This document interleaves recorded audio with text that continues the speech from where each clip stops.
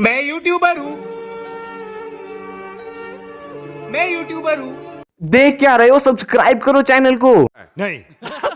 Hello guys, आप लोग देख रहे हो पोकी फीवर चैनल। तो गाइज कैसे हो आप लोग? तो गाइज आई थिंक आप लोगों ने जोटो का वो एपिसोड तो जरूर देखा होगा जहां पर हमें दो लुगिया दिखाए गए थे। और भाई मुझे आपका नहीं पता, लेकिन उसे देखकर मेरे दिमाग में तो एक सवाल जरूर आया था कि लेजेंडरी पोकेमॉन्स तो जेंडरलेस होते हैं, यानी कि वो ना मेल होते हैं ना फीमेल होते हैं। तो फिर ये दो लुगिया कहाँ से आई? तो आज मैं इसी के ऊपर बात करने वाला हूँ कि क्या लेजेंडरी पोकेमॉन्स एक से ज्यादा हो सकते हैं और इन दो लुगिया या फिर लुगिया के बेबी का क्या रहस्य है। तो अगर आप लोगों को इस वीडियो में थोड़ा सा भी इंटरेस्ट है तो इस वीडियो को स्टार्टिंग से लेकर एंड तक जरूर देखना। तो गाइस शायद से अब बहुत देर हो चुकी है, अब इस वीडियो को स्टार्ट करते हैं। तो अगर आप लोगों को ऐसा लगता है कि एनिमे में हमें बस दो लुगिया ही एक साथ दिखाई गई हैं, तो आप लोग गलत हो। जो पोकेमॉन एनिमे है उसमें हमें अलग अलग जगहों पर अलग अलग लेजेंडरी पोकेमॉन्स दिखाए गए हैं, जो कि इस बात का क्लू देते हैं कि लेजेंडरी पोकेमॉन्स एक से ज्यादा होते हैं। इस चीज को समझने के लिए एग्जांपल लेते हैं मोल्ट्रस, आर्टिकुनो और ज़ैप्डोस का। जो मोल्ट्रस है वो हमें सबसे पहली बार दिखाया गया था इंडिगो लीग की स्टार्टिंग में, और फिर हमने उसे पोकेमॉन की सेकेंड मूवी में देखा था जो कि ऑरेंज आइलैंड की मूवी थी, और उसके बाद हमने मोल्ट्रस को XYZ के एक एपिसोड में देखा था। तो अब अगर बात करें आर्टिकुनो की, तो आर्टिकुनो भी हमें सबसे पहली बार दिखाया गया था पोकेमॉन की सेकेंड मूवी में, और फिर हमें आर्टिकुनो जोटो के एक एपिसोड में दिखाई दिया था, और लास्ट बार आर्टिकुनो हमें हुएन के एक एपिसोड में दिखाई दिया था जहां पर आर्टिकुनो और चाइजॉर्ड के बीच मुकाबला हुआ था। तो अगर बात करें ज़ैप्डोस की, तो ज़ैप्डोस भी हमें सबसे पहली बार दिखाई दिया था पोकेमॉन की सेकेंड मूवी में ही, और फिर हमने उसे XYZ के एक एपिसोड में देखा, और ज़ैप्डोस अभी हमें पोकेमॉन जर्नीज के एक एपिसोड में भी दिखा था। तो इन एग्जाम्पल से आप लोगों ने एक चीज पर गौर किया होगा कि ये तीनों लेजेंडरी पोकेमॉन हमें अलग अलग जगहों पर दिखाए गए हैं। तो अब अगर हम थोड़ा और सोचें तो यहाँ पर हमारे पास दो थ्योरीज या फिर कहें तो दो कंक्लूजन निकल कर आते हैं। तो हमारा पहला कंक्लूजन ये है कि सब लेजेंडरी पोकेमॉन्स एक से ज्यादा नहीं होते हैं, वो बस हो की तरह एक जगह से दूसरी जगह ट्रैवल करते हैं, क्योंकि हमने एनिमे में हो को ट्रैवल करते हुए देखा है। तो गाइस ये थ्योरी सही तो है, लेकिन ये सब लेजेंडरी पोकेमॉन्स पर वैलिड नहीं करती है, क्योंकि हमने एनिमे में दो लुगिया को एक साथ देखा है। तो इसीलिए सब लेजेंडरी पोकेमॉन्स एक जगह से दूसरी जगह ट्रैवल करते हैं, और इसलिए वो हमें एक से ज्यादा दिखाई देते हैं। ये बात गलत प्रूफ हो जाती है। तो यहाँ पर मैंने सिर्फ 3 लेजेंडरी पोकेमॉन्स के एग्जांपल लिए हैं, लेकिन एनिमे में हमें एक ही लेजेंडरी पोकेमॉन अलग अलग जगहों पर बहुत बार दिखाया गया है। तो अब जब हम ये बात जानते हैं कि लेजेंडरी पोकेमॉन एक जगह से दूसरी जगह ट्रैवल नहीं करते हैं, क्योंकि ये थ्योरी सब पे वैलिड नहीं है, तो अब हमें एक ऐसी थ्योरी चाहिए जो कि सब लेजेंडरी पोकेमॉन्स पर वैलिड हो कि वो हमें अलग अलग जगहों पर कैसे दिखाई दिए, जबकि ट्रैवल करने वाली बात तो गलत प्रूफ हो जाती है। तो अब आती है हमारी सेकंड थ्योरी कि हाँ लेजेंडरी पोकेमॉन्स एक से ज्यादा होते हैं। तो बल्बोपीडिया जो कि पोकेमॉन की ऑफिशियल वेबसाइट है, उसमें हमें बताई गई है लेजेंडरी पोकेमॉन की डेफिनेशन कि क्या होता है एक लेजेंडरी पोकेमॉन। तो बल्बोपीडिया के हिसाब से लेजेंडरी पोकेमॉन वो पोकेमॉन होते हैं जो कि बहुत कम पाए जाते हैं, लेकिन उनको इंसानों ने देखा है। तो यहाँ पर गौर करने वाली बात ये है कि यहाँ पर ये लिखा हुआ है कि वो बहुत कम पाए जाते हैं, लेकिन इसका मतलब ये नहीं कि एक लेजेंडरी पोकेमॉन एक से ज्यादा नहीं हो सकता। तो गाइस अब मैं आप लोगों को एक प्रूफ दूंगा जिससे आप लोगों को यकीन हो जाएगा कि हाँ यार तेरी बात तो सही है। तो गाइस अब मैं बात करने वाला हूँ रेगिगिगस के बारे में। तो रेगिगिगस को हमने सबसे पहली बार देखा था एनिमे के सीजन 12 के एपिसोड 24 में, जहाँ पर वो एक बॉल जैसी चीज के अंदर था। एपिसोड में हमें ये भी दिखाया गया था कि जो रेगिगिगस है वो उस बॉल में बहुत समय से है, और लास्ट में वो उस बॉल में ही चला जाता है। लेकिन जो Giratina and the sky warrior movie है जो कि पोकेमॉन की 11th मूवी है, अब ऑब्वियसली वो 11th मूवी है तो वो सीजन 12 से पहले आई थी। तो Giratina and the sky warrior movie के लास्ट में हमें रेगिगिगस दिखाया गया था, लेकिन मूवी में वो किसी बॉल जैसी चीज के अंदर नहीं था। तो अब अगर हम एनिमे और मूवी की टाइमलाइन को कंपेयर करें तो हमें दिखाई देगा कि ये दोनों अलग अलग रेगिगिगस हैं। एनिमे के सीजन 12 के एपिसोड 24 में हमें ये भी बताया गया था कि रेगिगिगस उस बॉल जैसी चीज में बहुत एंशिएंट टाइम से है, यानी कि बहुत ज्यादा समय से है। तो बात बिल्कुल साफ है, अगर रेगिगिगस उस बॉल में बहुत ज्यादा समय से है, तो वो हमें सीजन 11 की मूवी में भी उसी बॉल में दिखना चाहिए था। लेकिन जो Giratina and the sky warrior movie है उसमें रेगिगिगस था तो, लेकिन मूवी में वो किसी भी रॉक के अंदर नहीं था जैसा एनिमे में हमें बताया गया था। और जो मूवी है उसमें रेगिगिगस किसी और ही जगह पर था, यानी कि वो एनिमे में किसी और जगह पर था और मूवी में किसी और जगह पर था। तो आई थिंक इन दोनों बातों से कि मूवी में रेगिगिगस रॉक के अंदर नहीं था और वो किसी और ही जगह पर था, इन दोनों बातों से ये बात प्रूफ हो जाती है कि ये दोनों अलग अलग रेगिगिगस हैं। और इससे ये बात भी प्रूफ हो जाती है कि लेजेंडरी पोकेमॉन एक से ज्यादा हो सकते हैं, क्योंकि रेगिगिगस एक लेजेंडरी पोकेमॉन है। तो अब हम बात करते हैं लुगिया के बारे में। तो अभी अभी हमने देखा कि लेजेंडरी पोकेमॉन एक से ज्यादा हो सकते हैं और लुगिया भी एक लेजेंडरी पोकेमॉन ही है,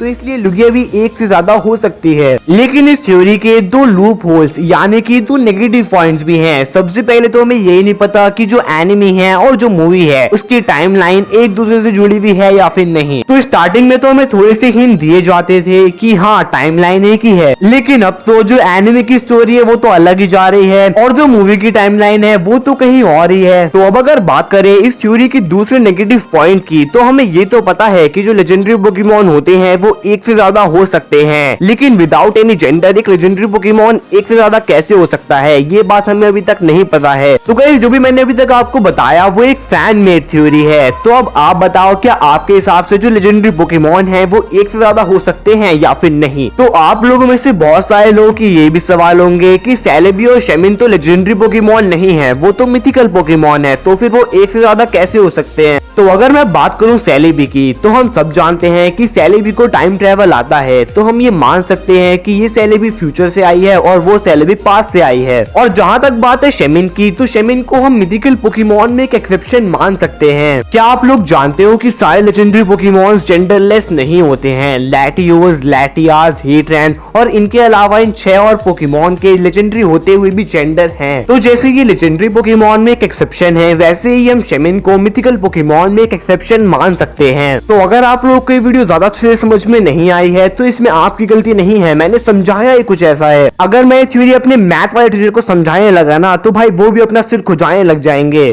कुछ भी। तो गाइज आज की इस वीडियो में बस इतना ही। तो अगर आप लोगों को ये वीडियो अच्छी लगी हो तो भाई लाइक करना ना भूलना, बहुत ज्यादा अच्छी लगी हो तो कमेंट करना ना भूलना, बहुत सी भी ज्यादा अच्छी लगी हो तो सब्सक्राइब करना ना भूलना पोकीफीवर चैनल को। तो गाइज हम मिलते हैं बहुत जल्द ऐसे ही इंटरेस्टिंग टॉपिक के साथ। तो तब तक के लिए bye and thanks for watching पोकीफीवर।